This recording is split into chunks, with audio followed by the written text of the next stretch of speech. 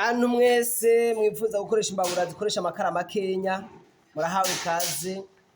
Abanyagatumba, abo kuri Shanike, abo kuterere, abo mu Maramvya, ab'impande zose, abanyabuyenzi,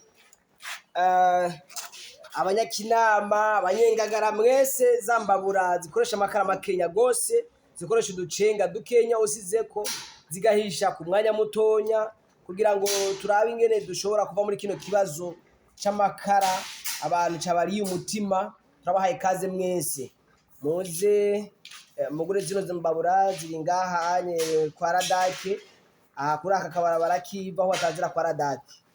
Murahawe ikaze mwese kugira ngo mugure imbabura zikoresha incenga, zikoresha udukara dukenya, nukuvuga ko ikibazo kirakemutse c'amakara. Kaze rero muri benshi, murahawe kaze. Kaze kabisa, imbabura ziraka, abantu bose babibona baratamarirwa.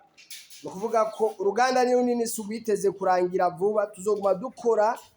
Turifuza ko abarundi bose bokoresha zino mbabura zikoresha amakara makenya canke zikoresha uducenga. Wewe wipfuza imbabura, wewe wipfuza kurangura, wewe wipfuza kugira komande y'imbabura, urahawe ikaze.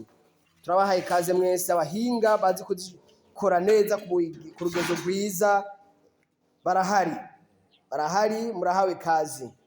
Kaze rero wewe wipfuza kurangura imbabura, turaguhaye ikaze. Nawe ushaka imbabura yo gutekesha, kaze. Murakoze, muze muri benshi kugira ngo turabe ko twohangana n'iki kibazo c'amakara yabaye ndasi.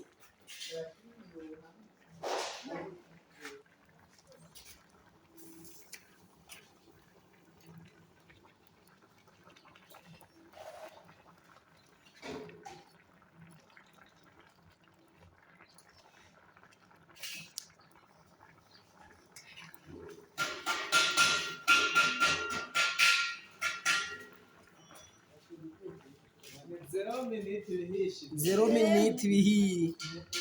Yago.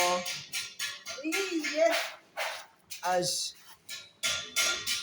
Kandi tugusigira karangi keza wipfuza ushitseho, twari imbabura ugomba ukwisa.